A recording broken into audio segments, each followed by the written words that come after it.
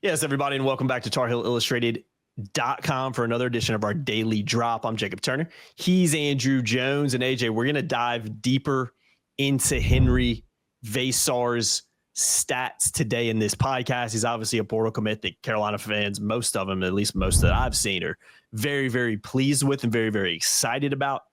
And I think someone that Carolina fans are expecting to have a big, big impact for the Tar Heels next season. So I'm going to run just through a couple of basic stats real quick, and then we'll dive deeper into some more of the interesting tidbits that you've dug up. I'll try to link the article below, or the piece you did below as well. Henri Veesaar by the numbers. A lot of our numbers are going to be from that. But as a reference point, if you want to dive a little bit deeper into it, because I'm sure we won't discuss everything in this piece, go ahead and click the link below and head on over there and check it out. Maybe you'll follow along while you listen to this podcast as well. But let me just go through some of his basic stats from last season at Arizona. Played all 37 games, averaged 20.8 minutes, 9.4 points, 5 rebounds, 1.3 assists, 1.1 turnovers, and 1.1 blocks per contest. Shot 59.2% from the floor, 32.7% from three-point land, and 68.6% from the free throw line. So again, that's just a very quick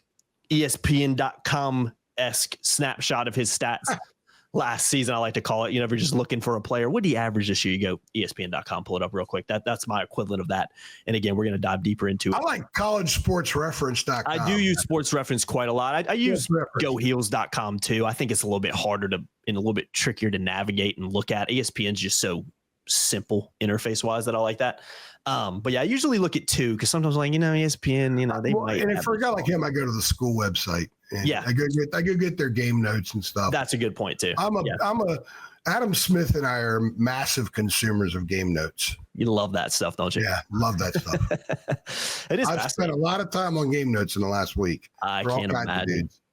Yeah, I can definitely imagine. But no, I think let's talk about Veesaar, AJ. And when you were doing the research for this piece, what were some of the, and I know you've talked to David a lot about him too, and David's dug into him a ton, but what were some of maybe the biggest or most, I don't want to say biggest, some of the most intriguing stats that stood out from your research? Because again, there's a lot in this piece. There's a lot of very different and interesting things you can look at, but were there maybe a few in particular that kind of stood out and made you either go, wow, in a good way, or maybe, oh, that's potentially concerning? When I grind into somebody's stats and do something by the numbers, I allow trends to expose themselves naturally. I don't look to say, okay, I got to look for good rebounding to tell people he's a good rebounder. I just look at the rebounding and it pops out and says, I'm a good rebounder. I'm not a very good rebounder. I'm a so-so rebounder. And I go beyond just rebounds and stuff like that. One of the things I did with Veesaar is I looked at his plus minus, and it's interesting. I had already determined to do this before Malawash's minus 20 game Saturday night in the Final Four, which is, you don't usually hear people talk plus minus very often, but they did with him because it was such an alarming number. But I'd already outlined that I was going to do that research on Henri Veesaar. And what I found was very interesting. He led Arizona with plus 308 on the season. So he led the team, even though he was fifth in minutes. I think he was number one in plus minus, plus 308. But what does that mean? When I saw that, okay, what does that mean? Well, let's take a look. So I go through every game, look at the plus minus. And what I found through the early part of the season up through Christmas before they dove into conference play was that the majority of his plus were against teams that weren't very good, the Central Michigans of the world. Mm-hmm. He would go plus 24, plus 20 in games like that. And then they played Duke and they played UCLA and they played, I can't remember who else they played. I have it written down. They played 5 Wisconsin. He was at 0 against Wisconsin. The other 4 quality power conference teams they played, he was minus, and minus a lot in some cases. he only played 3 minutes in 2 games. And in those 2 games combined, he was -9. Yeah, that was Oklahoma, West Virginia, and West Virginia was a non-conference game, even though they're in the same league, because that was in the Battle for Atlantis, I believe. Yeah. So they were both that agreed to go there before the conferences merged and stuff. So so that was the non-conference game. So what does the trend suggest? Well, he missed last season because of an elbow injury, but it also gave him an opportunity to grow his game and get more acclimated to playing the way Tommy Lloyd wanted him to at Arizona and to the American college game, and to get stronger. If you look at images of him when he arrived as opposed to now, I mean, he's been crushing it in the weight room, and he's been doing it in a way where he's gotten bigger, but he hasn't lost anything in his agilities. In fact, he looks even more agile now. He looks bouncier and springier now than when he first got there. So he's been able to do a lot of stuff with his body and trust the sports science there at Arizona, which has become a massive part of all these different teams, and allow that to help formulate who he is. But then when the season started, he hadn't played in a year and a half. He had to sort of still figure out who he was as a player. So there were games he wasn't playing that much. There were games in which he wasn't productive. There were games he struggled on both ends. And plus minus sometimes doesn't tell you a whole lot, because you could be a good player playing pretty well on the floor, but a couple of guys are struggling defensively. The other team has a couple of dudes that are going off, and next thing you know, your plus minus is out of whack, and it really had nothing to do with you. And likewise, you could be on the floor and not do much in a run, like a 10-0 run, and suddenly you got a plus 10 on the plus minus. But I think the aggregate over the course of a season will tell you something. And here's what it told me about Henri Veesaar. Once they got into conference play, his playing time was pretty steady, between 16 and 30 minutes a game. He started a good chunk of that. His numbers were better, and his plus minus was fantastic. So the guy who struggled early against the better teams figured it out and was much better as the season went on. You read his season numbers here in 20 regular season Big 12 games, 22 and a half minutes, 10.9 points, 11 points a game, 5.5 rebounds, 1.5 assists. So he shares the ball, 1 turnover, and 1.6 blocks per game. And his plus minus was much, much better. So to me, you can look at the stats for the season, but Carolina's getting the guy that was in those 20 Big 12 games, and then some, more than they are the guy that was pre-Christmas, because that's what he evolved into. So they're getting someone who makes people better, because he's one of those dudes on the court that you cannot ignore on either end, because of his size, because of how active he is, because he can dip his hands to a lot of baskets, theoretically. And because he's someone that you can run your defense around because you have a rim protector, you can run your offense around because you have a great screener who can pick and pop and can roll and score. So you could build so much around him. And he proved during the course of the year, Arizona got better. Go look at them in league play and some of the wins they have. They got better when he played more.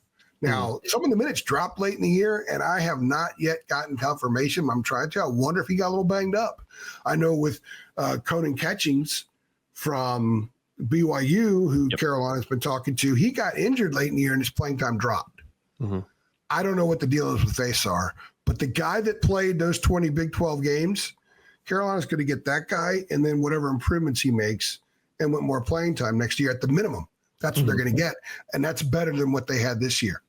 Oh, yeah, no doubt about it, AJ. I mean, that goes without saying. And just to provide a little bit more context to what you're describing about him, really once they get into Big 12 play kind of shining, and then again, some of those numbers in tournament play kind of dwindling a little bit. And last 14 games, this is regular season going up to Arizona losing in the Big 12 championship final on, March 15th. So the 14 games from February 1st at Arizona State to losing in the Big 12 championship final to Houston a couple months later.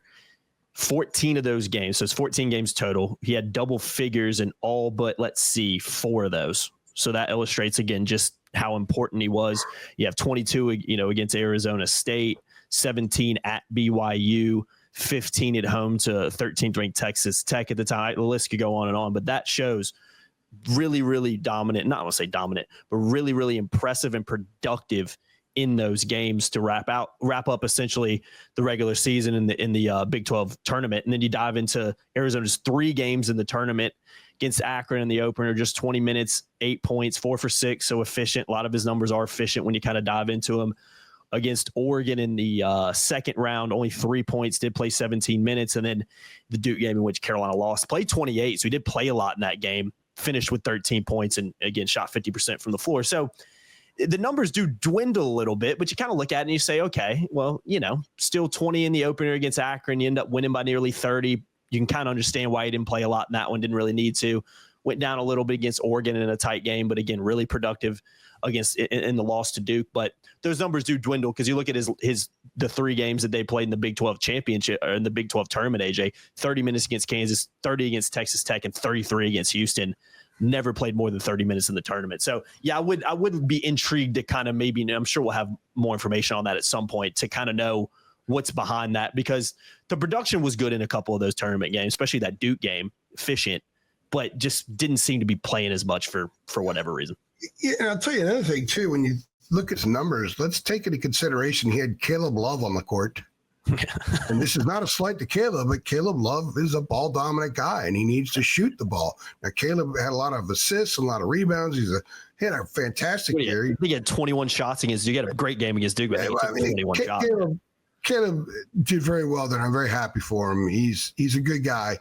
And one of the reasons Henri Veesaar is there is because Caleb spoke very highly of Carolina. Mm-hmm. I can assure you that. So, but he was on a team with other dudes that could score. He wasn't the focal point.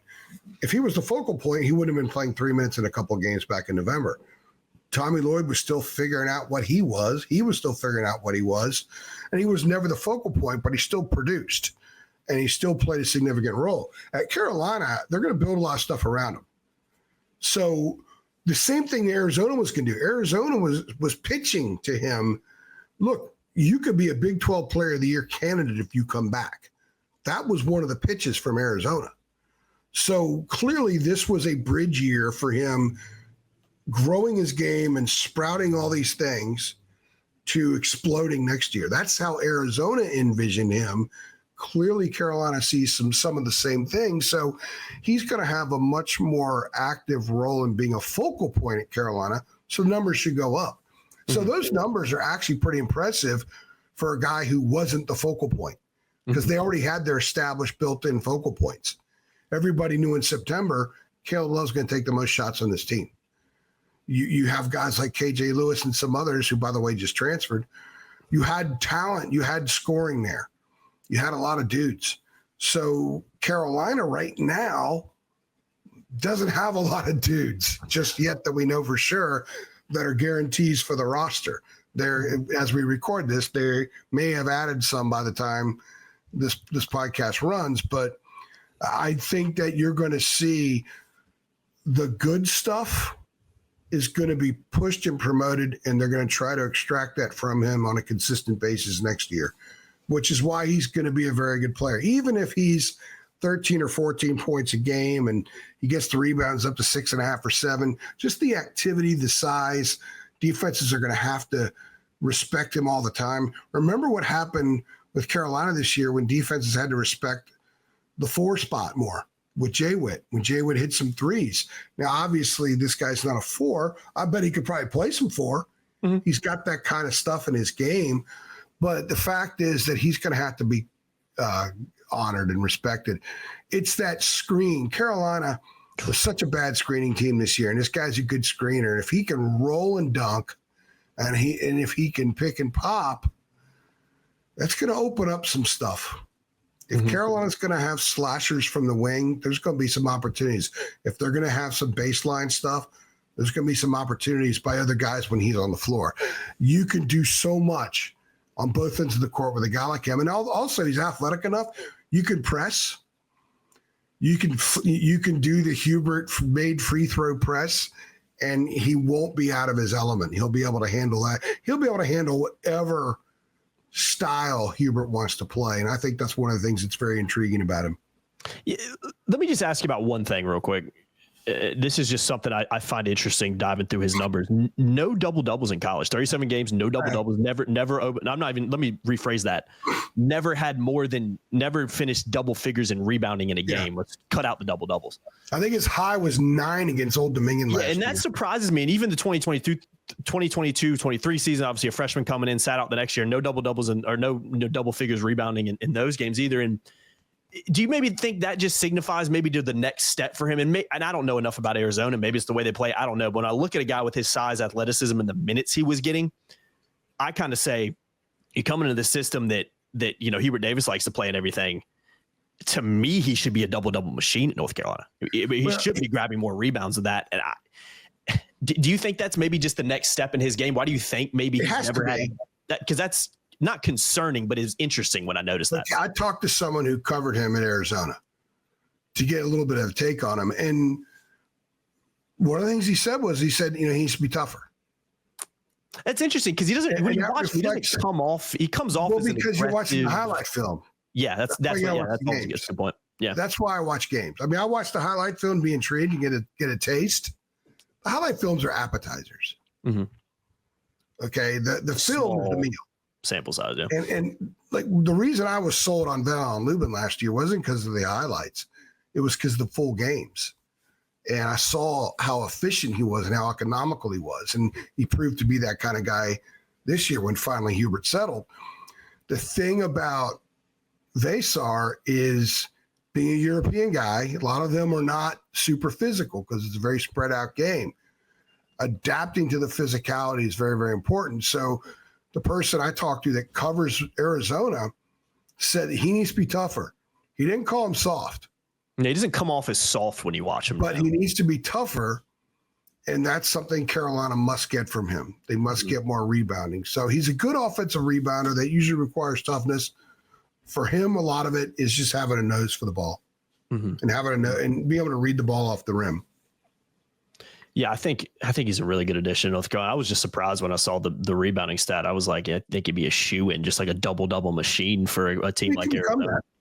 I think that's ultimately what he can become and should become in North Carolina if he continues to be developed. I mean, you think of a guy like Armando Bacot, I mean, just a double-double machine in his time at North Carolina. I think Veesaar could kind of work his way into that, potentially into that. And I think that's what Carolina kind of needs to. I think you saw it with Lubin this year. I mean, Lubin was a guy who had a good amount of double-doubles at Vanderbilt before he came. He didn't have a double-double till late in the season for North Carolina, and then he just kept kind of stacking them. So if he can do it, I mean, Veesaar should be a guy that should be getting double-digit boards. I'm glad you brought up Veesaar Lubin because as it stands, we believe he's returning. At the time we're recording this, it has not been announced, but the two of them could play together. Oh, yeah. So you've got a guy who is extremely economical in the way he plays in Veesaar Lubin, very good rebounder. He's got that long wingspan, plays taller than plays. And then you've got Veesaar. I think that they will complement each other very, very well. I do too. And so toughness sometimes has to be accrued over time. And everyone is on a different timetable. We preach that all the time. Every player's got his own path. They're like fingerprints. There are no two paths that are exactly alike. So Henri Veesaar's path has him going to North Carolina, where he's going to be more of a focal point. He's going to have a bigger role. But it's also going to be pushed to get tougher, be more physical, get more rebounds. Mm-hmm. So he's in a culture that preaches it. And even this year, as bad as Carolina was compared to past Carolina teams, they weren't a horrific rebounding team. We ran something the other day, and I went back and compared them as far as rebounding goes, offensively and defensively, to past Carolina teams, and they were better than some in some areas, especially defense. They were pretty decent defensive rebounding. They weren't terrible. So they need to be better offensive rebounding. That's one of the areas they weren't very good in this year. And Veesaar is a good offensive rebounder because, like I said a minute ago, he reads the ball well. He's got a good feel for the ball coming off the rim, which is such a big part of it. And I think that Carolina has some other guys that can be very good at that too. So it has a chance to be a much, much better offensive rebounding team next year, which means extra possessions, which means more points, which means a higher efficiency. And some of those games that you lose by a couple points. Instead, you win because you're giving yourself more scoring opportunities. Yeah, fantastic point. I'll end it with this. According to Evan Maya, who, fantastic, stats and dives into all this stuff, kind of similar to Ken Palm in some ways. 99th percentile in 2-point shooting is what Veesaar finished.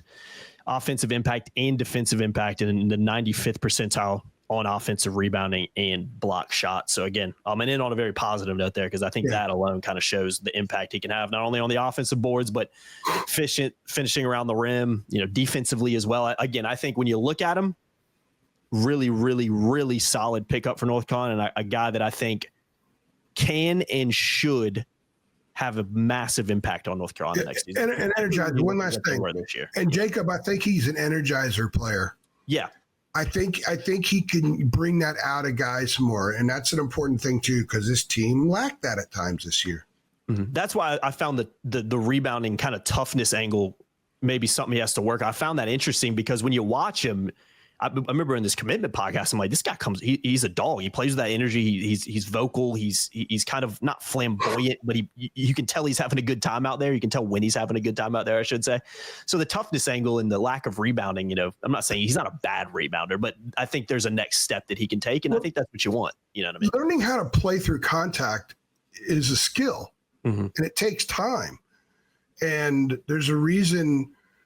Look at Houston. Look at the way they run their practices. They play through contact very well because they're basically trained to do that. Guys that come over from Europe aren't known for that. Yeah, it's a little more finesse. Takes time. Yeah. So again, his path is a little bit different. He has all that energy stuff. He's a guy that's going to get dudes juiced up. The next step for him is playing through contact and maybe learning to effectively initiate contact. It's going to be fun to watch. I'm looking forward to it. I think Carolina fans are going to enjoy him.